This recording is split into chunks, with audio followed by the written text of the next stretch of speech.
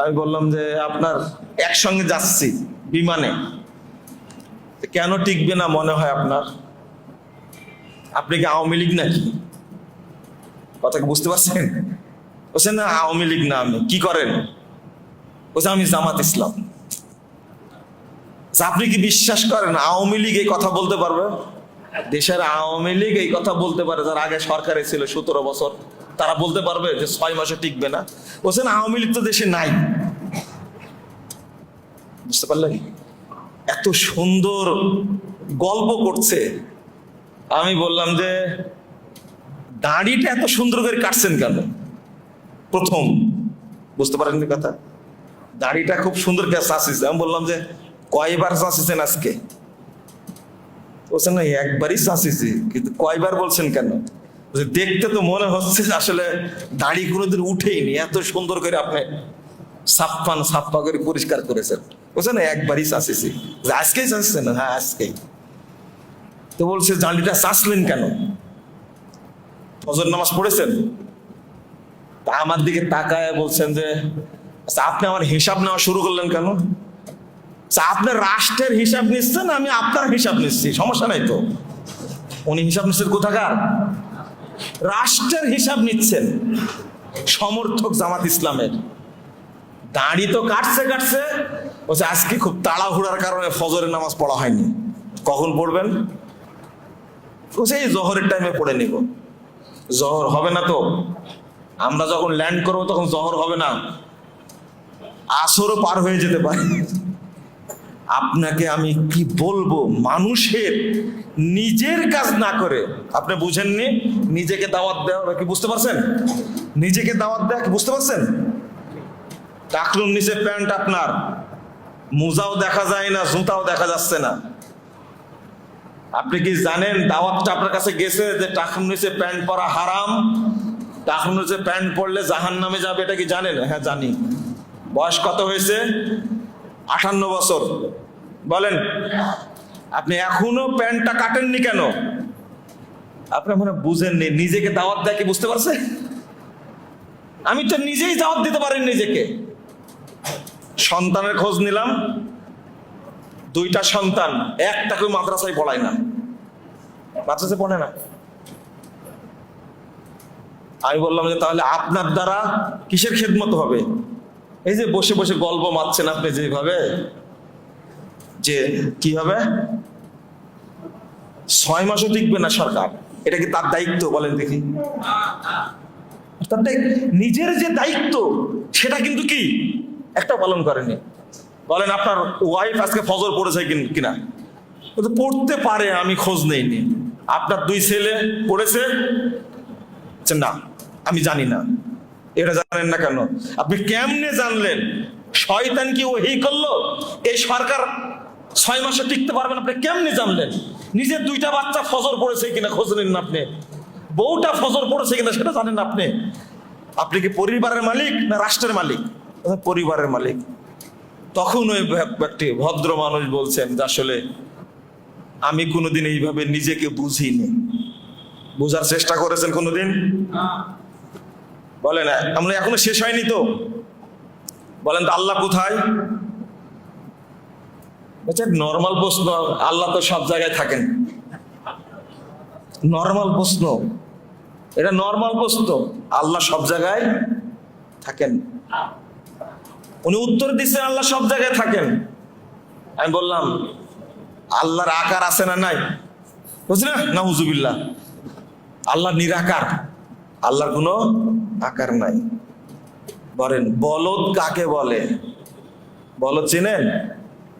এত বড় বলদ কিন্তু নিজের দিকে কোনো খেয়াল নাই।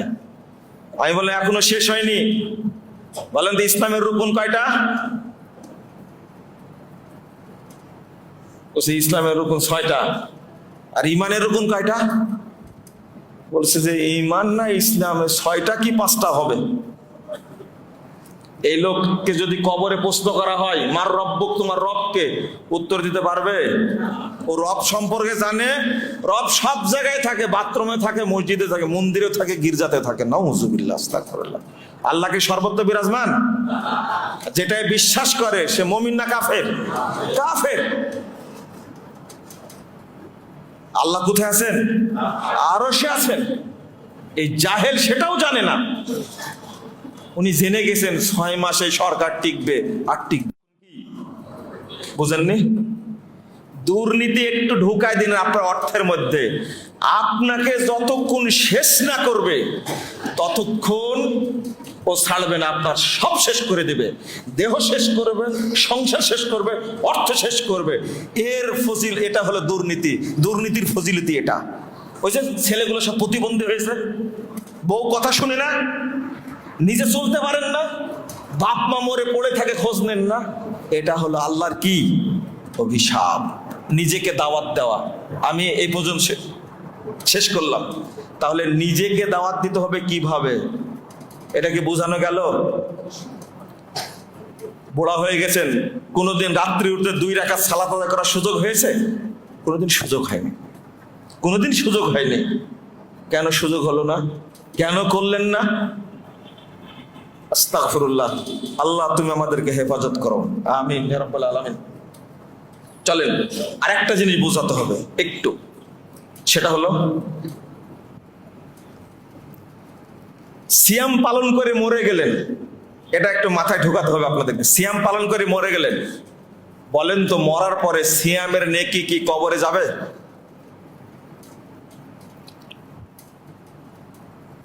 যাবে? যাবে? বুঝেননি মনে হয়, তাই না? আপনি সিয়াম পালন করতেন, মারা গেছেন, এই সিয়ামের নেকি কি কবরে যাবে? না, বন্ধ হয়ে গেছে না? সালাত পড়তেন, আর কবরে যাবে সালাতের নেকি? শেষ। তাহাজ্জুদ পড়তেন, আর নেকি যাবে কবরে? শেষ। হজ করেছেন, এই নেকি কবরে যাবে? যাবে, বন্ধ হয়ে গেছে না? কিন্তু এই যে দাওয়াত দিচ্ছি আমি, আপনারা শুনছেন, আমি কবরে গেলেও যতদিন মানুষ শুনবে ততদিন নেকি পেতেই থাকবো ইনশাআল্লাহ। এর নাম দাওয়াত। মনে থাকবে? কেন আল্লাহ বলছেন দাওয়াত হলো শ্রেষ্ঠ? আমি সালাতের দাওয়াত দিলাম, এই আলোচনাটা যতজন শুনবে, আপনি শুনে আপনার পরিবারকে সালাতের কথা বলবেন, আপনার সন্তানদেরকে বলবেন, নাতিপুতিকে বলবেন, তারা আবার তাদের পরবর্তী বংশধরকে বলবে, তারা আবার পরবর্তী বংশধরকে বলবে। কিয়ামত পর্যন্ত যারা বলতে থাকবে, কবরে কিন্তু নেকি পৌঁছতেই থাকবে, এটা বন্ধ হবে না। রেকর্ডিং আছে না? লিখে গেলাম, এটা দাওয়াত। দার্স দিলাম, দাওয়াত। এই এলেম থেকে আরেকজন আলেম হবে, তার থেকে শিখবে আরেকজন, তার থেকে শিখবে আরেকজন। কবরে কিন্তু কি নেকি যেতেই থাকবে। মান দাল্লা আলা খায়রিন ফালাহু মিসলু আজরি ফাইলি। 1859 নম্বর হাদিস, সেই মুসলিম। আল্লাহ নবী সাল্লাল্লাহু আলাইহি ওয়াসাল্লাম বলেছেন, যে ভালো কাজের জন্য মানুষকে বলবে, ওই কাজ করে যে নেকি পাবে, শুধু নির্দেশনা দেওয়ার কারণে সম পরিমাণ নেকি পাবে। এর নাম হলো দাওয়াত। বলেন, সালাত কি ওযু ছাড়া আদায় করা যায়? হ্যাঁ, যায়। ফজর সালাত, জোহর সালাত, তাহাজ্জুদ, জানাজা, ঈদ, সব সালাত কি করা লাগে? ওযু করা লাগে না? দাওয়াত দেওয়ার জন্য কি ওযু লাগে? হ্যাঁ, আনলিমিটেড। 2, আপনি চাইলেই কি সালাত পড়তে পারবেন যে কোনো সময়? পারবেন? কয়বার পড়বেন? 6 বার পড়া যাবে, 7 বার, 4 বার, 5 বারই পড়া যাবে। 5টা ওয়াক্ত আছে, এর বাহিরে পড়া যাবে না। কিন্তু দাওয়াতের জন্য কোনো ওয়াক্ত আছে? আনলিমিটেড, চলবে সব সময় দাওয়াত। 10 বছর না হলে সালাত ফরজ হয় না, তাই না? কিন্তু ছোট্ট একটা বাচ্চা মায়ের কোলের বাচ্চাও দাওয়াত দিতে পারে। ঈসা আলাইহিস সালাম দোলনা থেকে দাওয়াত দিলেন না, ইন্নী আব্দুল্লাহ, আমি আল্লাহর বান্দা, আতানিল কিতাব বলে দিচ্ছেন একটার পর একটা। ছোট্ট বাচ্চা দাওয়াত দিচ্ছে। দাওয়াতের জন্য কোনো বয়স লাগে না, কিন্তু সালাতের জন্য কি লাগে? বয়স লাগে। সব দিকে আলোচনা করবেন, দাওয়াতটা সবসময় এগিয়ে থাকবে। সিয়াম, রমাদানের সিয়াম এখন রাখা যাবে? কখন রাখা যাবে? যখন রমাদান আসবে। দাওয়াতের জন্য কোনো শর্ত আছে নাকি? কোনো মাস শর্ত? কোনো মাস শর্ত না। দাওয়াত আল্লাহর কাছে কত গুরুত্বপূর্ণ চিন্তা করেন। এই মাসে কি হজ করা যাবে? মুহররম চলছে, কিন্তু সবচেয়ে মর্যাদাপূর্ণ মাস, হজ করা যাবে? এই মাসে কি হজ চলবে? না। কোন মাসে চলবে? কিন্তু দাওয়াত চলবে কি না? দাওয়াত চলবে। দাওয়াতের জন্য কোনো খাস মাস নাই, কোনো দিন খাস নাই, কোনো সময় খাস নাই। হজ করতে হলে ইহরাম বাঁধা লাগে, দাওয়াতের জন্য কি ইহরাম বাঁধা লাগবে? না। আপনি যতটুকু জানতে পেরেছেন ততটুকু জানান। বাল্লিগু আন্নি ওয়ালাউ আয়া, 3461 নম্বর হাদিস সহিহ বুখারীর মধ্যে এসেছে। আপনারা কি বুঝতে পারছেন? যখন বাড়িতে যাবেন তখনই বলবেন, আয়েশার আম্মু দেখো তো আব্দুর রহমান সালাত আদায় করেছে কিনা, তুমি খোঁজ নিয়েছো? এটা কি দাওয়াত না? এটাই দাওয়াত। যখন বাড়িতে যাবেন জিজ্ঞেস করো আব্দুর রহিম সালাত পড়েছে কিনা, তুমি কি জিজ্ঞেস করেছো? দাওয়াত। আপনি যদি জিজ্ঞেস করেন তাহলে আপনার ভিতরে কি আগে সালাত আদায় করতে হবে আপনাকে, তাই না? জিজ্ঞেস করতে হবে। আয়েশা সালাত পড়েছে, তুমি জানো সালাত পড়েছে কিনা? তারা ঘুমাচ্ছে, তো মাকে এবার জিজ্ঞেস করছেন সব। এটা কি দাওয়াত না? বললে আম্মু সালাতে যখন টাইম হয় তখন সালাত পড়ে নেবে, এটা কি দাওয়াত না? কোনো টাইম নাই, যখন ইচ্ছা তখন আপনি জিজ্ঞেস করবেন, আব্বু ঈদ বিরিয়ানিটা বলো তো। ওই যে লোকের কথা বললাম, দাড়ি ছাটা, দাড়ি চাষা, আমি আরো প্রশ্ন করেছি, বলে সালাতে দাঁড়ায় কি পড়েন? দোয়া পড়েন, জানে না। জানাজার দোয়াটা পড়েন, জানে না। বেতেরে কুনুতটা পড়েন, জানে না। এমন জাহেলের জাহেল, ও 6 মাসের মধ্যে সরকার পতন করে দিবে, কিন্তু নিজের সম্পর্কে কিছুই জানে না। তো নিজেকে বুঝা, এই চিন্তাটা কেউ কখনো করে না। এবার বলেন, আল্লাহর কাছে সালাত শ্রেষ্ঠ হলো না দাওয়াত শ্রেষ্ঠ হলো? দাওয়াত। দাওয়াত আনলিমিটেড। এই যে মনে করেন মারা গেছেন, নেকি সব বন্ধ হয়ে গেছে, কিন্তু যে ব্যক্তি দায়ী তার নেকি বন্ধ হবে না, বন্ধ হবে না। আপনি বিপদে পড়ে গেছেন, কবরে একজন ব্যক্তি কবরে দাফন করার সাথে সাথে জাহান্নাম ওয়াজিব হয়ে গেছে, হতে পারে না? হতে পারে। বাঁচানোর পথ কি?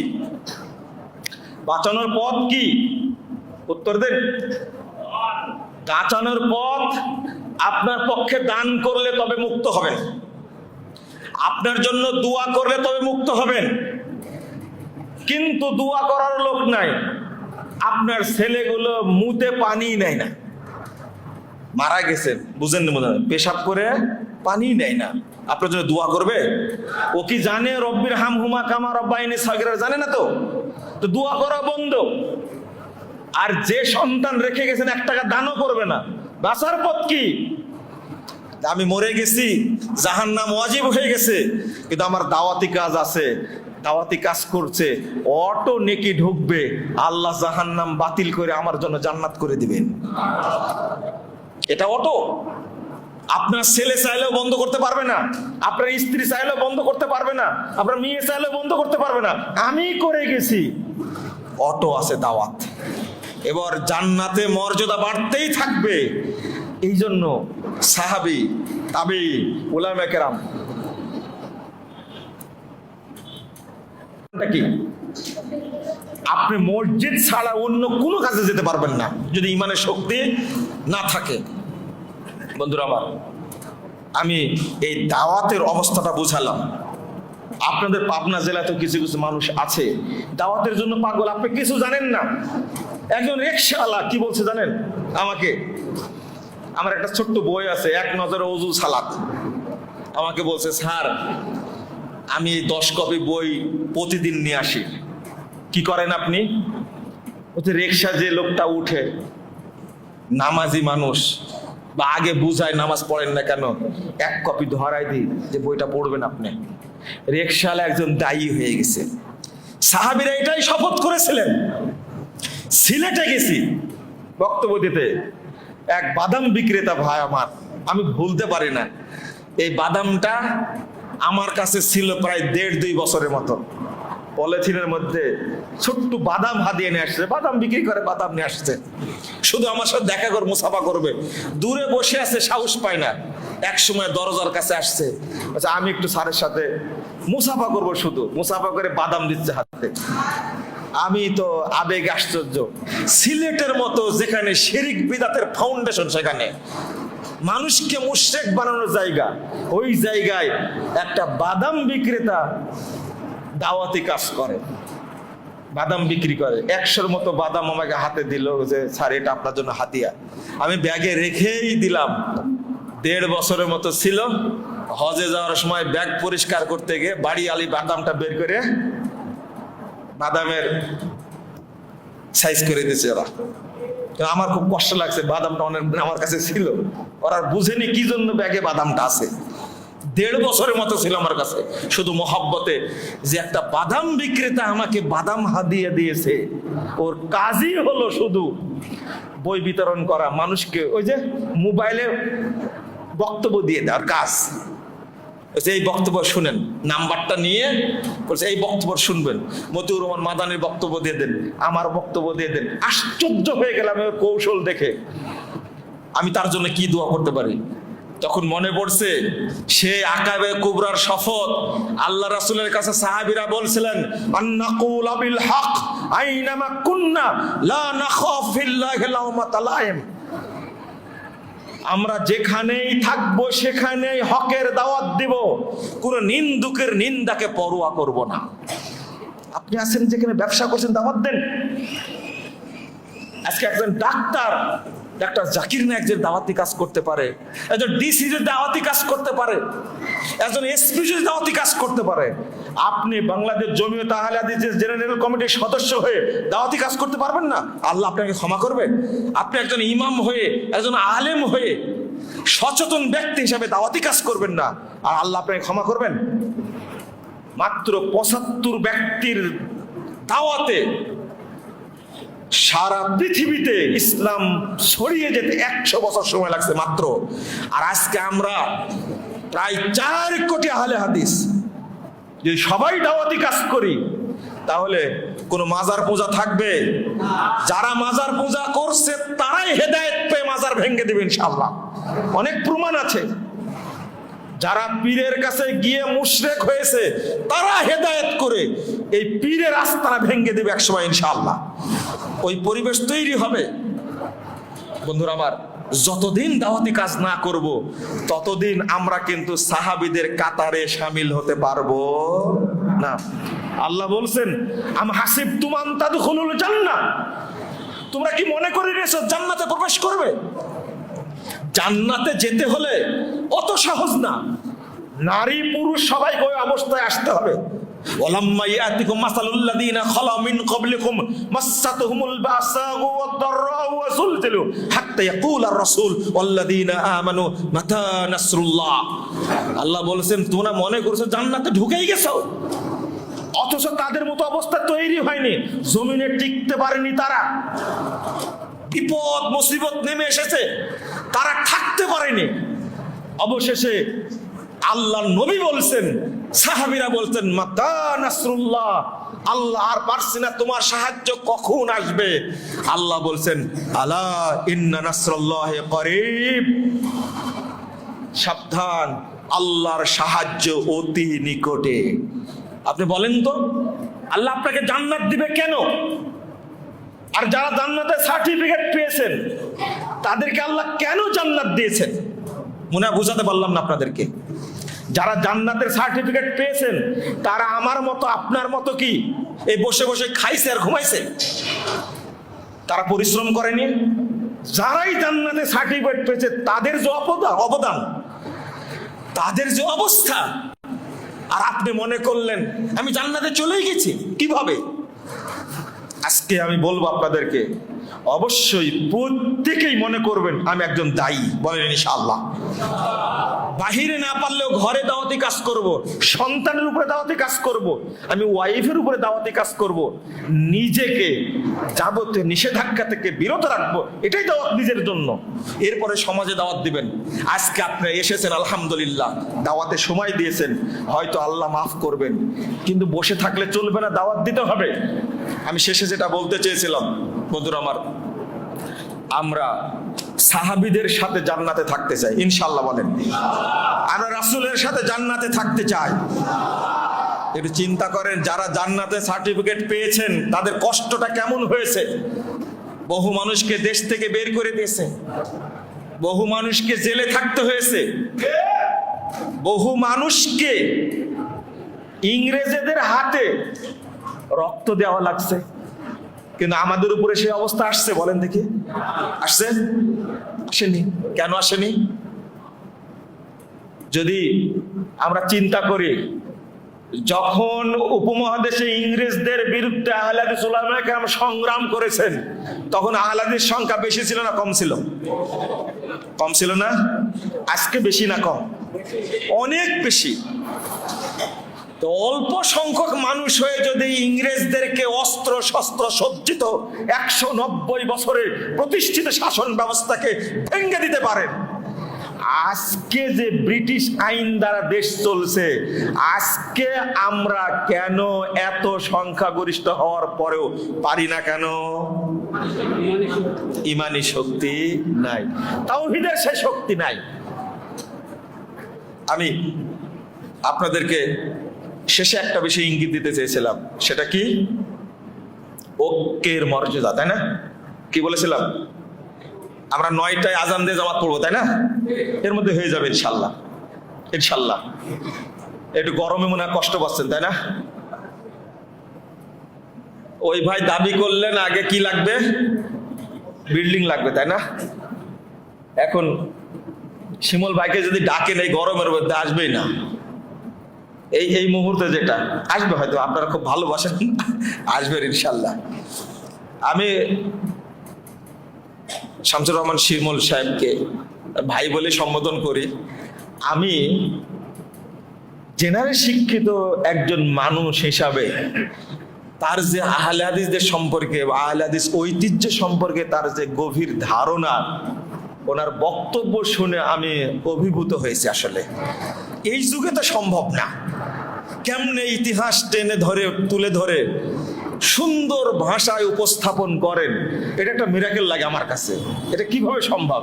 শুধু আহলে হাদিসদের ইতিহাস সম্পর্কে, এবং তিনি আহলে হাদিস বলে পরিচয় দেওয়াটা গর্ববোধ করেন, এই জন্য তাকে আমি ভালোবাসি বলতে পারেন। আপনারা যাই করেন না কেন, তার কাছে দাবি করবেন এই যে মসজিদটা যেন এসি লাগাই দেয়, এটা মনে হয় আমাদের ইমদাদ সাহেবের জন্য যথেষ্ট হবে ইনশাল্লাহ। এসি থাকলে আপনার এত কষ্ট হতো? আজকে কিন্তু অনেক সময় বাঁশবাজার মাদ্রাসা মসজিদে মানুষ আলোচনা শুনেছে, আলহামদুলিল্লাহ খুব সুন্দর এসি ছিল, পরিবেশটা ভালো ছিল, আলহামদুলিল্লাহ। মাঝখানে আপনি ব্রেনটাকে ব্রেক দিলাম আপনাদের, আমি একটা কথা বলবো, তাই বুঝেননি? চেঞ্জ হয়েছে না? একটু ধৈর্য ধরেন, শেষ করবো আমিও ইনশাল্লাহ। ঐক্য ছাড়া, একতাবদ্ধ ছাড়া জান্নাত পাওয়ার সুযোগ নাই। আমি আপনাকে সেটাই বলবো। দুইজনও যদি বাংলাদেশে থাকেন, কি লাগবে? ঐক্য লাগবে, ঐক্য লাগবে, এত গুরুত্বপূর্ণ। আল্লাহ বলছেন ইয়াউমা তাবিয়াদ্দু বুজুহুম ওয়া তাসওয়াদ্দু বুজুহ, কিয়ামতের দিন এক শ্রেণীর মানুষের মুখমণ্ডল হবে উজ্জ্বল, জান্নাতীদের মতো চেহারা হবে, আর এক শ্রেণীর মানুষের চেহারা হবে কালো কুৎসিত জাহান্নামীদের মতো চেহারা। বলুন নাউজুবিল্লাহ। আল্লাহ বলছেন, আল্লাহ বলছেন, আল্লাহ বলছেন। 6, 7, 8 নম্বর আয়াত, 106, 7, 8 নম্বর আয়াত সূরা আল ইমরান। ইয়াউমা তাবিয়াজ্জু বুজুহু ওয়া তাসওয়াদ্দু বুজুহ।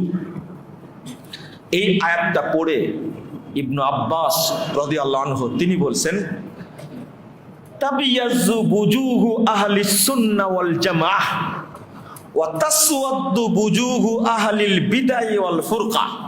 ইবনু আব্বাস রাদিয়াল্লাহু আনহু বলছেন, কিয়ামতের মাঠে যাদের মুখটা উজ্জ্বল হবে, জান্নাতীদের মতো চেহারা হবে, তারা হলো আহলুস সুন্নাহ, আহলুল হাদিস, আকীদার মানুষ। বলেন আলহামদুলিল্লাহ, আলহামদুলিল্লাহ।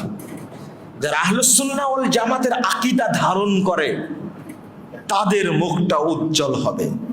2, আহলুস সুন্নাহ ওয়াল জামাত। খেয়াল রাখেন, আহলুস সুন্নাহ ওয়াল জামাত সুন্নাত অনুযায়ী আমল করে, আবার তারা থাকে জামাতবদ্ধ। খেয়াল করেছেন, তারা কিয়ামতের দিন সম্মানিত হবেন। আল্লাহ। আলহামদুলিল্লাহ ওয়াসসালাতু ওয়াসসালামু আলা রাসূলিল্লাহ, আম্মা বাদ। আউযু বিল্লাহি মিনাশ শাইতানির রাজীম। ومن أحسن قولا ممن دعا إلى الله وعمل صالحا وقال إنني من المسلمين وقال صلى الله عليه وسلم بلغوا عني ولو آية। বাংলাদেশ জমিয়ত আহলে হাদিস পাবনা খয়েরশুতি এলাকার উদ্যোগে আয়োজিত আলোচনা সভার সম্মানিত সভাপতি, উপস্থিত বাংলাদেশ জমিয়ত আহলে হাদিস পাবনা জেলার সম্মানিত সভাপতি, আজকের অনুষ্ঠানের বিশেষ অতিথি জনাব ইমদাদ হোসেন মধু এবং সেক্রেটারি, অন্যান্য দায়িত্বশীল বৃন্দ, সুধী মণ্ডলী, সকলকে আন্তরিক মোবারকবাদ এবং অভিনন্দন জানাচ্ছি এবং আল্লাহর কাছে দোয়া করছি রব্বুল আলামিন যেন আজকের এই দ্বীনি আলোচনা সভাকে কবুল করে নেন, আমিন। যারা শ্রম দিয়ে আয়োজন করেছেন এবং আজকে 10ই মুহররমের সবাই মিলে একসঙ্গে রমাজানের একটা পরিবেশ তৈরি হলো, যেন আমরা ইফতার করেছি। যারা এই আয়োজন করেছেন এবং আমরা যারা অংশগ্রহণ করেছি, আল্লাহর কাছে দোয়া করি, আল্লাহ তুমি আমাদের সকলকে ক্ষমা করে দাও, আমিন। আল্লাহর কাছে চাই, আল্লাহ তুমি আমাদের তাওহীদ এবং দ্বীনের জ্ঞান দান করো, আমিন। আল্লাহ তোমার কাছে চাই, আমরা জান্নাতুল ফেরদাউসে একসঙ্গে থাকতে চাই, আল্লাহ তুমি কবুল করো, আমিন। শুনে ভালো লাগছে, এর আগেও আসছে এখানে, কিন্তু এই ইতিহাসটা আমার জানা ছিল না যে উপমহাদেশের শ্রেষ্ঠতম মুজাদ্দিদ, বাংলাদেশ জমিয়ত আহলে হাদিসের সম্মানিত প্রতিষ্ঠাতা আল্লামা আব্দুল্লাহ আল কাফি আল কুরাইশি রাহিমাহুল্লাহ 1925 সালে এখানেই এসেছিলেন এবং খয়েরশুতি দারুল হাদিস, তাই না মাদ্রাসার নাম? এই মাদ্রাসা প্রতিষ্ঠা করেছিলেন আজ থেকে 101 বছর আগে। সেই জায়গাতে আমরা বসে আলোচনা করছি।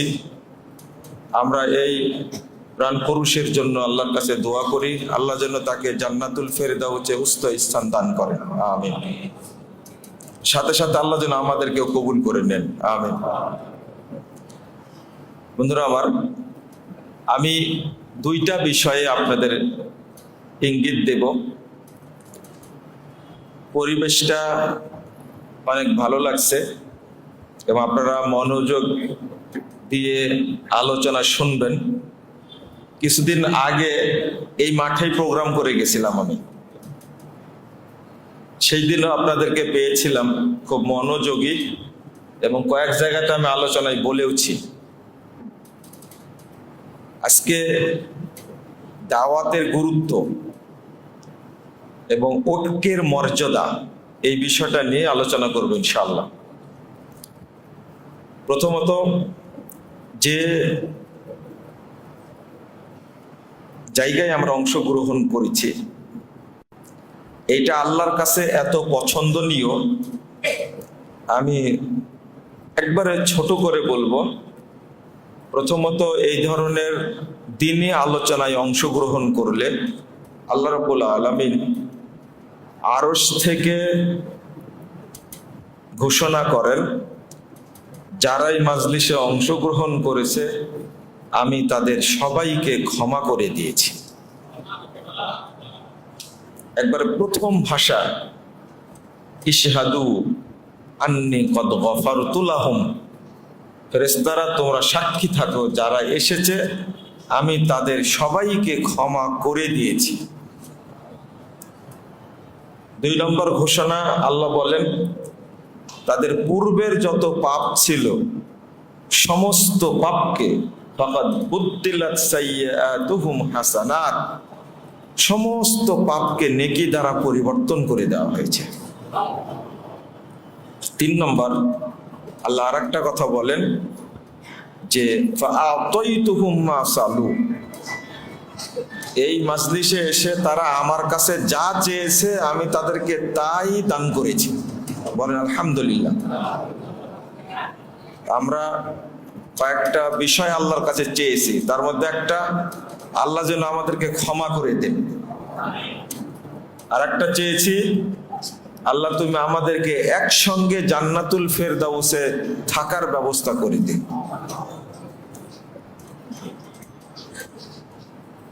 তো এই মাজলিসে আজকে যেমন এসেছেন, এর পরেও যখন এই ধরনের আলোচনা হবে, কোনো বিজ্ঞ আলেম আসবেন, তাদের আলোচনায় অংশগ্রহণ করার জন্য চেষ্টা করবেন। বলেন তো ইনশাআল্লাহ। পাপ সবারই আছে, পাপ থেকে ক্ষমা না নিয়ে মৃত্যুবরণ করা উচিত না। দাওয়াতটা কত গুরুত্বপূর্ণ সেটা আপনাদেরকে একটু বোঝানোর চেষ্টা করবেন ইনশাআল্লাহ। আল্লাহ রাব্বুল আলামিন বলছেন,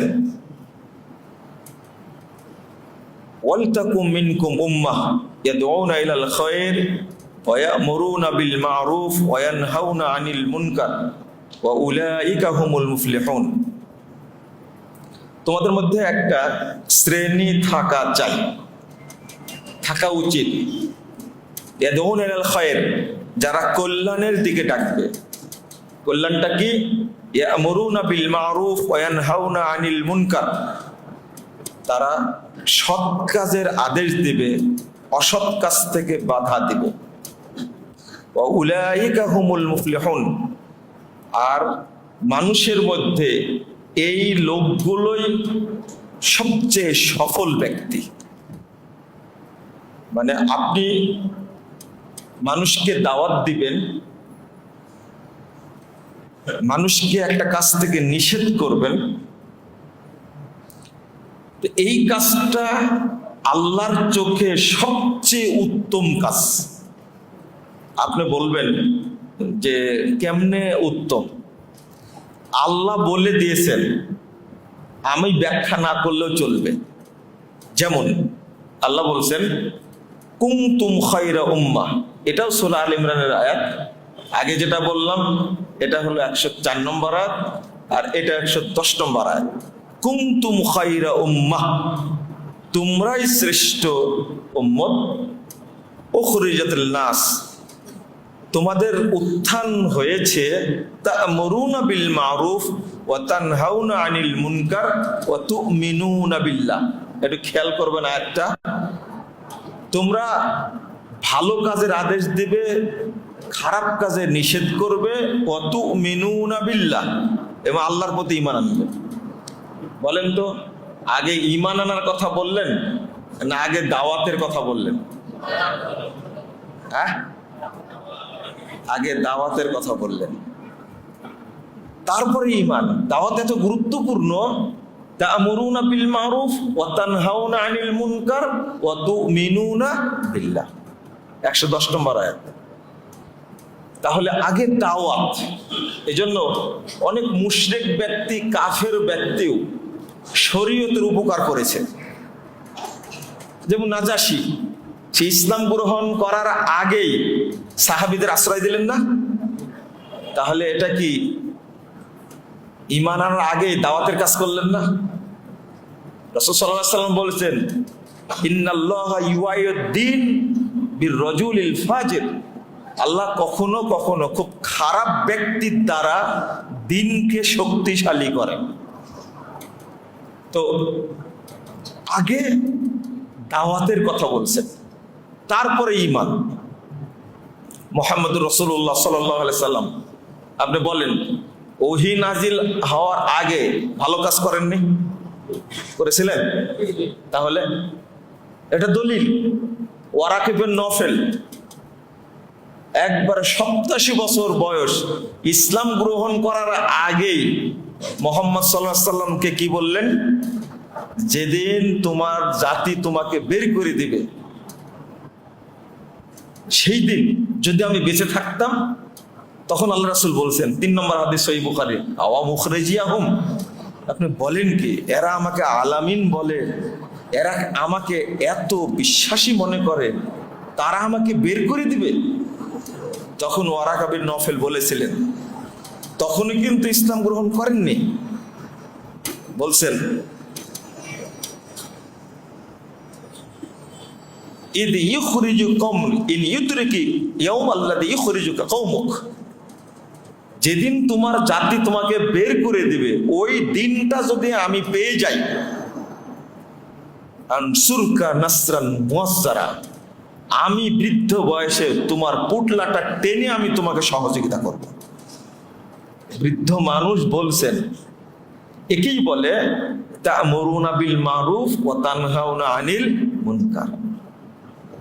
আরেকটা 71 নম্বর আয়াত সূরা তাওবা, আল্লাহ বলছেন, আল মুমিনুনা ওয়াল মুমিনাত বা'যুহুম আউলিয়াউ বা'য ইয়া'মুরুনা বিল মারুফ ওয়া ইয়ানহাউনা আনিল মুনকার ওয়া ইউকিমুনাস সালাহ। দেখেন, দাওয়াতটাকে আল্লাহ উল্লেখ করছেন ঈমানের আগে, আর এখানে উল্লেখ করলেন মুমিনরা কি করে? ইয়া'মুরুনা বিল মারুফ, সৎ কাজের আদেশ দেয়, ওয়া ইয়ানহাউনা আনিল মুনকার, অসৎ কাজে বাধা দেয়। আর একটা কি? ওয়া ইউকিমুনাস সালাহ, এবং তারা কি করে? সালাত আদায় করে। বলেন, আল্লাহ আগে দাওয়াত উল্লেখ করলেন না সালাত উল্লেখ করলেন? হ্যাঁ, আগে দাওয়াত। আল আমরু বিল মারুফ ওয়ান নাহই আনিল মুনকার, আগে দাওয়াত। ওয়া ইউকিমুনাস সালাহ। আরেকটা আয়াত সূরা হামিম সাজদা, সূরা ফুসসিলাত 33 নম্বর আয়াত, আল্লাহ কি বলছেন? ওয়ামান আহসানু কাওলাম মিম্মান দাআ ইলাল্লাহ ওয়া আমিলা সলিহা। এখানেও আল্লাহ উল্লেখ করছেন আগে কি? দাওয়াত। ওয়ামান আহসানু কাওলাম মিম্মান দাআ ইলাল্লাহ, ওই ব্যক্তির কথা, যে কার কথা উত্তম, যে ব্যক্তি আল্লাহর দিকে দাওয়াত দেয়, ওয়া আমিলা সলিহ, এবং আমলে সলিহ করে, ওয়া ইন্নানি ওয়া ক্বালা ইন্নানি মিনাল মুসলিমিন। তাহলে বোঝা যাচ্ছে আল্লাহর কাছে দাওয়াতটা অতীব গুরুত্বপূর্ণ। এবার আমি কেন গুরুত্বপূর্ণ এটা বললে আপনাদের কাছে আরো পরিষ্কার হবে। এই আয়াত নিয়ে এসে ইমাম ইবনুল কাইয়িম রাহিমাহুল্লাহ তিনি বলছেন, আশরাফু মাকামাতিল আবদ ওয়া আজাল্লুহা ওয়া আফজালুহা আদ-দাওয়াতু ইলাল্লাহ। বান্দা যত কাজ করে, সালাত, সিয়াম, হজ, যাকাত, দাওয়াত, যত কাজ করে, তার মধ্যে আল্লাহর কাছে সবচেয়ে মর্যাদাপূর্ণ, সবচেয়ে ফজিলতপূর্ণ, সবচেয়ে দামি কাজ হলো আদ-দাওয়াতু ইলাল্লাহ, আল্লাহর দিকে দাওয়াত দেওয়া, সবচেয়ে উত্তম কাজ। আর আপনারা তো জানেন, দাওয়াত ছাড়া সালাত পাওয়া যাবে? আগে তো দাওয়াত। কিসের দাওয়াত? আগে তাওহীদের দাওয়াত। ইমাম ইবনে বাজ রাহিমাহুল্লাহ তিনি বলছেন, আদ-দাওয়াতু ইলাল্লাহ শানুহা আযীম। দাওয়াত দেওয়াটা অনেক বড় ব্যাপার। শানুহা আযীম, সবচেয়ে বড় শরীয়তের আমল হলো দাওয়াত দেওয়া। ওয়াহিয়া মিন আহাম্মিল ফুরুজ ওয়াল ওয়াজিবাত আলাল মুসলিমিন। যত ফরজ আছে, যত ওয়াজিব আছে, তার মধ্যে সবচেয়ে গুরুত্বপূর্ণ কাজ হলো দাওয়াত দেওয়া। এখন কি দাওয়াত শুধু এই কয়েকজন মানুষ দিবে?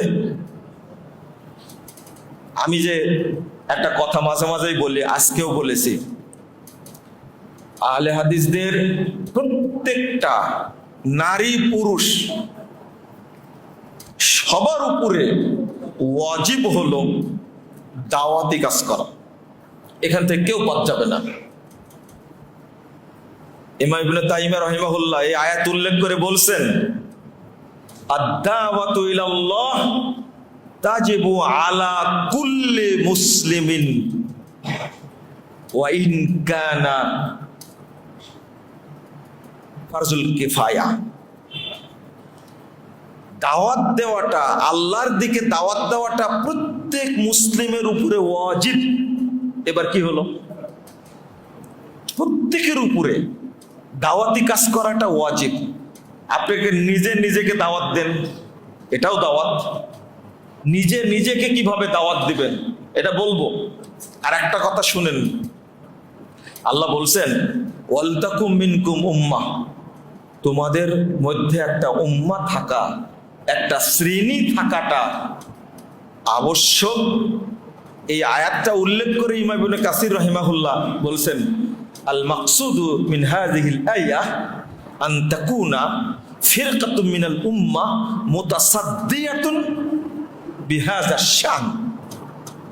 আল্লাহ বলতে চাচ্ছেন, তোমাদের মধ্যে একটা শ্রেণী শুধু দাওয়াতি কাজের জন্যই আত্মনিয়োগ করবে। ধরেন বাংলাদেশ জমিয়ত আহলে হাদিসের জেনারেল কমিটির সদস্য যারা আছেন পাবনা জেলা, তাদের উপরে এটা কি ফরজ। এরপরে যারা ওয়ার্কিং কমিটির সদস্য আছেন 37 জন, তাদের উপরে ফরজ। এরপরে আপনাদের এখানে আছেন নির্বাচন কমিশন সদস্য আছে না? হ্যাঁ, কাউন্সিলর আছে না? কয়জন কাউন্সিলর? না, কাউন্সিলর কতজন? ওটা তো জেনারেল কমিটি। কেন্দ্রে যখন কাউন্সিল হয় তখন কতজন যান? হ্যাঁ, না আরো কম আছে। এলাকা, আমি এলাকার কথা বলিনি, আমি স্তরে স্তরে একটা জিনিস বুঝাই দিই আপনাদেরকে। তাহলে জেনারেল কমিটির সদস্য 101 জন। এই 101 জনের উপরে পাবনা জেলা নির্ভর করে 101 জন খুঁটি। তারা নিযুক্ত, দায়িত্বপ্রাপ্ত, তাদের দাওয়াতি কাজ করা ফরজ। এই 101 জন কেউ আল্লাহর সামনে আপনি ফাঁকি দিয়ে চলে যেতে পারবেন না। জবাব দিয়ে যেতেই হবে, দিতেই হবে। এরপরে ওয়ার্কিং কমিটির সদস্য 37 জন, তাদেরকে জবাব দিতেই হবে। এরপরে নির্বাহী কমিটির সদস্য কয়জন? 19 জন। তাহলে আমি ভাগ করে দিলাম আপনাদেরকে। এই 101 জনের মধ্যে এইগুলো একজনও আপনি নিজে বসে থাকতে পারবেন না, দাওয়াতি কাজের সাথে সম্পৃক্ত থাকতে হবে। ইমাম ইবনে কাসির রাহিমাহুল্লাহ বলেন, ওয়াইন কানা যালিকা ওয়াজিবান আলা কুল্লি ফারদিন মিন হাযিহিল উম্মাহ। যদিও প্রত্যেক ব্যক্তির উপরে দাওয়াতটা দেওয়া ফরজ, বিশেষ করে একটা শ্রেণীর উপরে এটা ফরজ। আমি হয়তো আপনাদের বোঝাতে পারি। রাগ করছেন নাকি আপনারা? হ্যাঁ, রাগ করার সুযোগ নাই এখানে। আপনিও আল্লাহর চাকর, আমিও কি আল্লাহর চাকর। ঘর কিন্তু সবার একরকমই, তাই না? মারা গেলে আপনার ঘর আলাদা হবে? হ্যাঁ, আমার ঘর কি আলাদা হবে? আপনার কাপড় আমার কাপড় কি আলাদা হবে? না, একই। সবাই মনে করতে হবে আমরা আল্লাহর কামলা। এই চিন্তা যদি মাথায় থাকে, তখন প্রতিযোগিতা তৈরি হবে, দেখি কে কত নেকি আল্লাহর কাছে পাবে। কিন্তু একটা যদি আপনি যদি বসে থাকেন, চলে গেলেন আমাদের সভাপতি সাহেব ইমদাদ হোসেন মধু, তিনি অনেক বড় ব্যবসায়ী, এরপরেও আপনাদের দ্বারে দ্বারে ঘুরতে আসেন কেন? যে কথাগুলো বলেছেন এখানে দাঁড়ায় আমার খুব পছন্দ হয়েছে। সবার কাছ থেকে সব কথা আসে না। আপনার যতই কাজ থাক না কেন, আপনার মাথায় একটা কথা থাকতে হবে যে 1 নম্বর শ্রেষ্ঠ ফরজ হলো কি? দাওয়াত। শ্রেষ্ঠ ফরজ। যেমন আপনার ছেলেটা সালাত আদায় করে না, যে সালাত পড়ার জন্য আগে কি দরকার বলতে হবে না তাকে? আগে কি? সালাত আদায় করতে হবে। সালাত এক ওয়াক্ত ছুটে গেলে ওই ব্যক্তি আর মুসলিম না, সে কি হয়ে যায়? কাফের। বেনামাজিকে কখনো বিধর্মী বলা যায় না, বেনামাজিকে কখনো অমুসলিম বলতে হবে না। বেনামাজিকে বিধর্মী অমুসলিম বলা যাবে না, সরাসরি বলতে হবে কাফের। কি বলতে হবে? কাফের। আল্লাহ বলেছেন কাফের, রাসূল সাল্লাল্লাহু আলাইহি ওয়াসাল্লাম বলেছেন কাফের, সাহাবায়ে কেরাম বলেছেন কাফের, তাবেঈগণ বলেছেন কাফের, উলামায়ে কেরাম বলেছেন কাফের। ওকে অমুসলিম বলা যাবে না। আপনি বলবেন কেমনে? অমুসলিম বিধর্মী বেশি খারাপ না বেনামাজি বেশি খারাপ? কেন বেনামাজি বেশি খারাপ? বেনামাজি বেশি খারাপ তার কারণ কি জানেন? এই যে কথাগুলো তাকে বললে না সালাত পড়বে, তাই না? এটাই দাওয়াত, এটাই আগে ফরজ। আপনারা মনে হয় বুঝতে পারলেন না, তাই না? দাওয়াত 1 নম্বর ফরজ। আগে তাওহীদের দাওয়াত, তারপরে সালাতের দাওয়াত। বললে না সে সালাত পড়বে, এই জন্য আগে দাওয়াত, তারপর অন্য কিছু। আপনি বললেন যে ইহুদি খ্রিস্টানের চেয়ে বেশি খারাপ, বিধর্মীর চেয়ে বেশি খারাপ বেনামাজি। কেন? কারণ হলো বিধর্মীকে, অমুসলিমদেরকে হত্যা করা ফরজ না, ফরজ। কিন্তু যে নামাজ পড়ে না, মুসলিম সরকার, ইসলামী সরকার হলে তাকে হত্যা করা কি? ফরজ। এবার বলেন বিধর্মীরা বেশি খারাপ না বেনামাজি বেশি খারাপ? কেন হত্যা করতে হবে তাকে? 3 দিন সময় দিতে হবে মাত্র। আপনি জানতে পেলেন ছেলে নামাজ পড়ে না, কয়দিন সময়? 3 দিন। এরপর ইসলামী প্রশাসনের কাছে দিতে হবে, নামাজ পড়ে না, প্রশাসন 3 দিন সময় দিবে, নামাজ না পড়লে তা কি করবে? হত্যা করবে। এ ব্যাপারে কোনো শরীয়তে ইখতিলাফ নাই, কোনো ইখতিলাফ নাই, তাকে হত্যা করতে হবে। ইখতিলাফ হত্যার পরে। কি ইখতিলাফ? বেনামাজি যেন 3 দিনও সমাজে না থাকতে পারে, কারণ ও পরিবেশ নষ্ট করবে। এবার বুঝেছেন কেন হত্যা করতে হবে? হয় নামাজ পড়বে, না হলে কি? হত্যা করতে হবে। মুসলিম ইসলামী সরকারটা কি করবে? হত্যা করবে। এত কড়া বিধান। এই জন্য বিধর্মীর চেয়ে বেনামাজি কি? বেশি খারাপ। খেয়াল করেন। আর একটা হলো এই যে অনেক তরুণ ছেলে দেখা, যুবক ছেলে দেখা যাচ্ছে, তাই না? এদেরকে একটা মাথায় ঢোকায় দেবেন একটা বিষয়। একটা বিধর্মী যদি একটা ছাগল জবাই করে, গরু জবাই করে, তাহলে সেইটা কিছু খাবার পাচ্ছেন না, আপনি সেটা বিসমিল্লাহ বলে খেতে পারবেন। কিন্তু কোন বেনামাজি যদি গরু জবাই করে, মুরগি ছাগল জবাই করে, এটা খাওয়া কি? হারাম। ওই ছাগলটা অপবিত্র হয়ে গেছে। একটা পশুকে যদি বাড়ি দিয়ে মেরে ফেলেন, একটা মুরগি যদি বাড়ি দিয়ে মেরে ফেলেন, মুরগি খাওয়া যাবে? খাওয়া যাবে? কেন খাওয়া যাবে না? ও হারাম হয়ে গেছে, ও হারাম হয়ে গেছে, খাওয়া যাবে না। ঠিক বেনামাজি কুরবানি করা, জবাই করা, গরু জবাই করা, মুরগি খাসি জবাই করার অর্থ হলো ওটাকে মেরে ফেলে দেওয়া, ওইটা অপবিত্র হয়ে গেছে, ওটা খবিস হয়ে গেছে, ওইটা আর খাওয়া যাবে না। তো এইগুলো জানালেই না সে সালাত আদায় করবে, তাই না? আর একটা বলতে হবে, বেনামাজি মারা গেছে, ওর জানাজা তো দূরের কথা, ওকে হাত দিয়ে ধরা যাবে না, কিন্তু বেনামাজি হাত দিয়ে ধরা, স্পর্শ করা হারাম। 2, ওকে গোসল দেওয়া যাবে না। 3, কাফন পরানো যাবে না। 4, ওর জানাজা হবে না, ও কবর দেওয়া যাবে না ওকে। এখন বলবেন যে কি করবেন?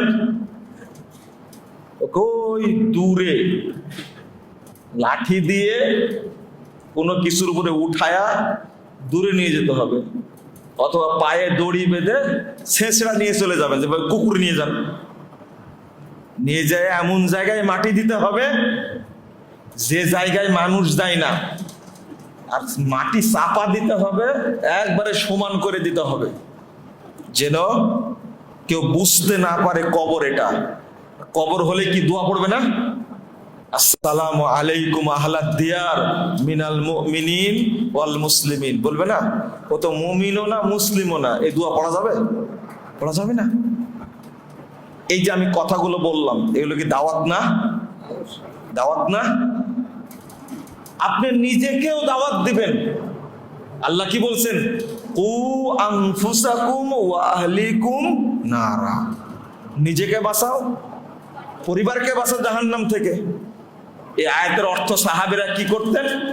আউসু আনফুসাকুম, তোমরা তোমাদেরকে তাকওয়ার দাওয়াত দাও। আপনি কি কোনোদিন বলেছেন নিজেকে এই তাকওয়া অবলম্বন করো? বলেছেন কোনোদিন? আল্লাহ নির্দেশ দিচ্ছেন, এটাই নিজেকে দাওয়াত দেওয়া। আপনি যে কাজটা নিজেকে দাওয়াত দেওয়ার কথা, সেটা হলো ফজরে খারাপ বলেন। আর আরেকজন পাশে বলছে এই সরকার 6 মাসও টিকবে না, বলছে না? 2 মাসে যে অবস্থা। আপনাদের কাছে আমার প্রশ্ন, তিনি দেশের প্রধানমন্ত্রী যা করছেন তাও তো কিছু করছেন কাজ, কিন্তু আপনি যেটা করছেন এটা কি আপনার কাজ? আমি একজন ব্যক্তিকে জিজ্ঞেস করলাম, আপনার কথাগুলো খুব ভালো লাগছে, এত জনপ্রিয়তা অর্জন করেছে, এক শ্রেণী জ্বলছে, খুব ভালোই বললেন, কিন্তু আপনার কাজটা আপনি করেছেন, আমার আবার কি কাজ? আমি বললাম, বলেন আপনি কি আজকে ফজরের সালাতটা জামাতে পড়েছেন? তো বলছেন যে না, আমি জামাতে পড়িনি। আপনি কয় বাচ্চার বাপ? যে বাবা 4টা, একটা ছেলে 3টা মেয়ে। আপনার ছেলেগুলো আজকে ফজরের সালাত পড়েছে? খোঁজ নিয়েছেন? না, খোঁজ নেইনি। বাহ, ভালোই তো বলছেন। জহর কোথায় পড়েছেন? ও জহর এখনো পড়া হয়নি, তখন কিন্তু 5টা বাজছে বিকাল, কখন পড়বেন জহর? নিজের কাজটা আপনি করেননি। তো বাড়িতে ফোন দিয়ে দেখেন তো আপনার ওয়াইফ আজকে ফজর পড়েছে কিনা। বলেন, আপনি কি দেশের প্রধানমন্ত্রী? হ্যাঁ না, আপনার বাড়ির প্রধানমন্ত্রী? বাড়ির। এটা কি আসর কখন পড়বেন? এখনই পড়ে নিব। না, বিশ্বাস হয় না, আমি না বললে পড়তেন না। কথা কি করেন? এই ছোটখাটো ব্যবসা করি। কিসের ব্যবসা করেন? এটা তো আপনাকে বলা যাবে না। এমন কি ব্যবসা করেন আমাকে বলা যাবে না? আপনারা কি বুঝতে পারছেন কথাগুলো? কিসের ব্যবসা করেন বলতে হবে, আমাকে বলাই লাগবে। তখন বলছেন না, আমি সব বলতে পারবো, কিন্তু কিসের ব্যবসা করি এটা বলতে পারবো না। হারাম জিনিসের ব্যবসা করেন আপনি? তো হ্যাঁ, হারাম জিনিসের ব্যবসা করি আমি। নিজেই বলছি। কি হারাম ব্যবসা? বলছে আমি ওই টাকা দিয়ে মানুষের কাছ থেকে আর সুদ নেই, পৃথিবীর সর্বশ্রেষ্ঠ ব্যবসা করে। এবার আপনারা উত্তর দেন, আমার যে কাজ সেগুলো কি করছি আমি? বললাম যে বাচ্চা কাচ্চা কি করে, বাচ্চা কাচ্চাকে সব স্কুলে পড়াই, কেউ হাফেজ হয়েছে কোরআনের, না না না আমি মাদ্রাসায় পড়াইনি। কেন? মাদ্রাসা কি খারাপ? তাহলে আপনি একটু চিন্তা করেন, আল্লাহ যে বললেন কু আনফুসাকুম ওয়া আহলিকুম নারা, তা কার দায়িত্ব? এই আয়াতের অর্থ কি তুই বাংলাদেশকে বাঁচাও তাই? আমি তো বললাম যে প্রধানমন্ত্রী এই যে অবস্থায় দায়িত্ব নিয়েছেন, এই অবস্থাতে তো চেষ্টা তো অন্তত করছেন, ভিক্ষা করে হোক, চেষ্টা করে হোক, কিন্তু আপনি আপনার পরিবারের কি দায়িত্ব পালন করলেন? এখানে যে বসে বসে আপনি বড্ড বড্ড কথা বলছেন, এগুলো কি আপনার দায়িত্ব? জানি না আপনারা রাগ করছেন কিনা আমার উপরে। আমরা যে কাজ করার কথা সেটা করি না, করি কোনটা? উল্টাটা। আল্লাহ তুমি আমাদেরকে বুঝার তৌফিক দান করো, আমিন। আর এক শ্রেণীর মানুষ বলছে না এই সরকার 6 মাসও টিকবে না,